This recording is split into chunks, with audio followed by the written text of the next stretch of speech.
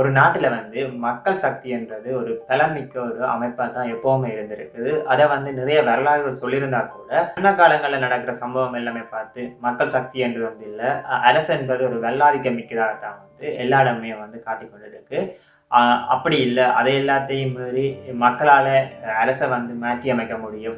ஒரு புதிய அரசியல் கொள்கைகள, புதிய ஒரு அரசியல் வரலாற்ற வந்து திரும்ப எழுத முடியும் என்றத அண்மை காலங்கள்ல ஆசியாவில வந்து நாங்க பார்த்துட்டு இருக்கிறோம். 2022ஆம் ஆண்டு ஒரு அரகல மூலம் வந்து அப்ப இருந்த ஜனாதிபதியை வந்து மக்கள் பதவியில் இருந்து அகற்றியிருந்தார். அதே போல ஒரு சம்பவம் ஆசிய நாடான பங்களாதேஷ்லயும் வந்து இந்த வருடம் நடந்திருக்குது. ஆட்சியில் இருந்தவர்களை வந்து விரட்டி இருக்கிறார்கள். மக்கள் சக்தி மூலம், அதாவது மக்கள் வந்து தங்களுக்குரிய ஜனநாயக உரிமைகள் வந்து கிடைக்காது, தங்களுக்குரிய சேவைகள் தங்களுக்கு கிடைக்க வேண்டியது எல்லாமே கிடைக்காம போகும்போது வந்து மக்கள் போராட்டம் செய்வார்கள். அது வந்து வரலாறுல நாங்கள் நிறைய இடங்களை கண்டிருக்கிறோம். மக்களுக்கு தேவையானது கிடைக்காத போது, மக்களுக்கு பிரச்சனைகள் வரும்போது அவர்கள் அதை எதிர்த்து போராட ஆரம்பித்தார்கள். அது வேற வந்து பார்த்து கொண்டிருப்பார்கள். ஆட்சி இடத்தில் இருக்கிறவர்கள் என்னதான் தவறுகளுக்கு ஆட்சி பொறுப்பு இருந்தா கூட அதை துஷ்பிரயோகம் செய்தா மக்களோட கோபத்துக்கும் நிறைய பிரச்சனைகளுக்கும் சந்திக்க வேண்டி வரும்.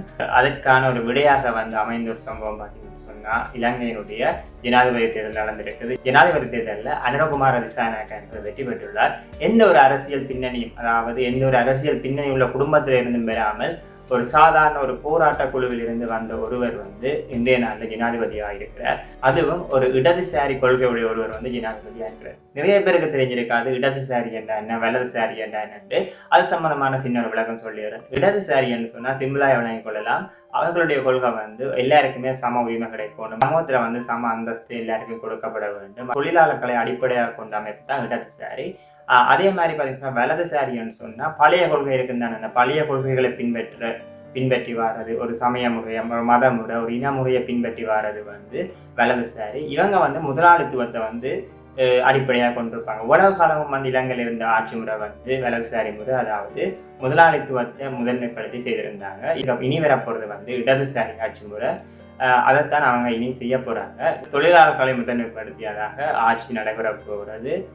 இப்ப உலகாலம் உழைச்சு கொண்டிருந்தவங்களுக்கு, உலகால முதலாளித்துவம் மூலம் உழைச்சு கொண்ட நிறைய பேருக்கு வந்து பிரச்சனை உருவாக்க போகுது. நாளைய நாள்ல வந்து பதவி ஏற்க நாங்கள் அது சம்பந்தமா பார்ப்போம். அனுரகுமார திசாநாயக்க இப்ப வந்து பாத்தீங்கன்னா வயசு 55, ஒரு இளமையான ஆளுந்தே சொல்லிலும். இலங்கை வரலாறுல இருந்த எல்லாரும் ஆட்சியாளர்களோட இவர் வந்து ஒரு இளமை காலத்துல வந்து சொல்லக்கூடிய மாதிரியான 55 வயதுடைய ஒருவர் தான் வந்து இப்ப ஜனாதிபதியா வரப்போறார். இவற்ற குடும்பம், இவற்ற பிள்ளைகள் பற்றி எல்லாமே நீங்க அறிந்திருப்பீர்கள், பார்க்கலும். நீங்க போய் அடிச்சு பாத்தீங்கன்னா விக்கிபீடியால வடிவா தெரியும் அவர் எங்க பிறந்தார் எங்க வளர்ந்தாருன்னு சொல்லி. ஒரு பட்டதாரி இளைஞர் பட்டதாரி கல்வியை கற்கும் பொழுதே போராட்டங்கள் மூலம் இணைக்கப்பட்டு ஜேபின்னு சொன்னால் தெரியும் உங்களுக்கு, ஒரு போராட்ட குழுவில இருந்து தோற்றம் பெற்றது. அது இப்பொழுது மக்கள் சக்தி என்ற ஒரு இயக்கமாக இயங்கிக் கொண்டிருக்குது. முதல் வந்து அது ஜேபின்னு சொல்லி இருந்துச்சு. இவர்கள் சம்பந்தமான நிறைய வரலாறுகள், இவர்கள் சம்பந்தமான போராட்டங்கள் நிறையவே இருக்குது. இவர்களும் வந்து இலங்கையில தமிழர்கள் எவ்வாறு போராடினார்களோ அதே போல வந்து தமது இனத்துக்காக போராடி வருவார்கள். இதுல வந்து என்னமே சுவாரஸ்யமான விஷயம் என்னன்னு சொன்னா, இந்த தேர்தலில் வந்து இவருக்கு பெரிய அளவிலான கட்சிகளின் ஆதரவில், அதாவது இலங்கையை பொறுத்திருக்கக்கூடிய பெரிய கட்சிகள், எந்த கட்சிகளுமே, முஸ்லீம் கட்சிகள் சரி, தமிழ் கட்சிகள் சரி, எந்த கட்சிகளுமே வந்து இவருக்கு ஆதரவு கொடுக்கல. சைத் பிரேமதாசாவுக்கு ஆதரவு கொடுத்திருந்தாங்க. தனியவே வந்து ஒரு மக்களின் ஆதரவு மூலம் இவர் வந்து ஜனாதிபதியா வந்துட்டார். அதுவும் வந்து இந்த தேர்தலில் பார்த்தீங்கன்னு சொன்னா விருப்பு வாக்கு முறை வந்து கணிக்கப்பட்டது. இருவருக்கும் இடையிலான வாக்கு வீதம் 50% தாண்டாத காரணத்தால வந்து இரண்டாவது முதலாவது நபருக்குமான வாக்கு வீதம் 50 தாண்டாதபடியா வந்து காலமும் வந்து முதல் தெரிவில் இருந்த ஜனாதிபதி தெரிவில் இந்த முறை 2ஆம் வாக்கு 3ஆம் வாக்கும் வந்து எண்ணப்பட்டு விருப்பு வாக்கள் சேர்க்கப்பட்ட போதும் அவர் வந்து அனுரகுமார திசாநாயக்க தான் வெற்றி பெற்றார். கிட்டத்தட்ட 13 லட்சம் வாக்கு கேட்டு அவங்க வித்தியாசமா இருந்தாங்க.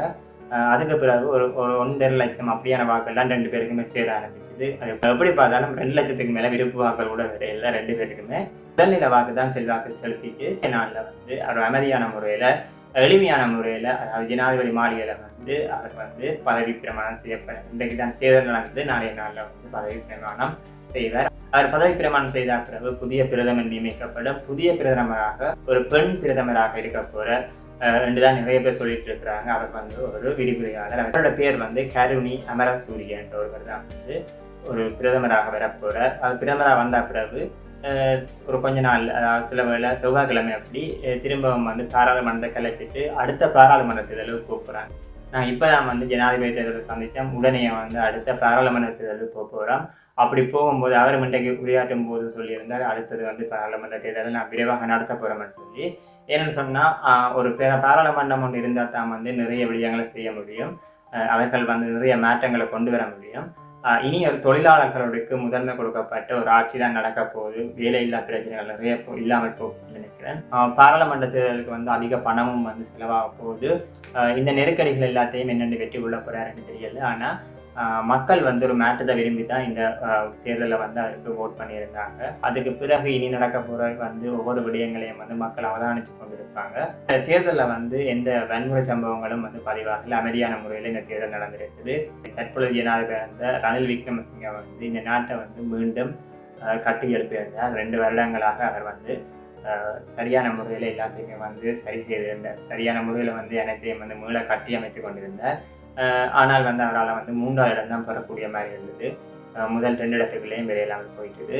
அவர் வந்து இந்த தேர்தலில் தோல்வி அடைந்திருந்தார். ஆனாலும் வந்து இப்போ வந்து அவரை வந்து மக்கள் மனதில் வந்து அவரை ஒரு மீட்பராக வந்து இப்பவும் பார்க்குறாங்க. அப்பொழுது வந்து 3 ஆசனங்களை மட்டும் 3 பாராளுமன்ற உறுப்பினர்களை கொண்டிருக்கக்கூடிய ஒரு கட்சி வந்து இனி வந்து அடுத்த தேர்தல், இந்த வரப்போகிற பாராளுமன்ற தேர்தலில் பெரும்பான்மை எவ்வாறு உருவாக போகுது, அப்படி ஒருவேளை பெரும்பான்மை உருவாகாட்டி மீண்டும் வந்து ரணில் விக்ரமசிங்கே வந்து ஒருவேளை பிரதமராக வாரதுக்கும் வாய்ப்பு இருக்குது. இல்லைன்னா வேறு கட்சியை சேர்ந்தவர்கள், இல்லைன்னா சயித் பிரேமதாச கூட பிரதமராக வாரதுக்கு சந்தர்ப்பம் இருக்குது. அப்படி இல்லைன்னு சொன்னால் சில வேளை வந்து தேசிய அரசாங்கம்னு சொல்லுவாங்க. எல்லா கட்சிகளையும் ஒன்றிணைத்த மாதிரி ஒரு தேசிய அரசாங்கம் வாரதுக்குன்னு சந்தர்ப்பம் இருக்குது.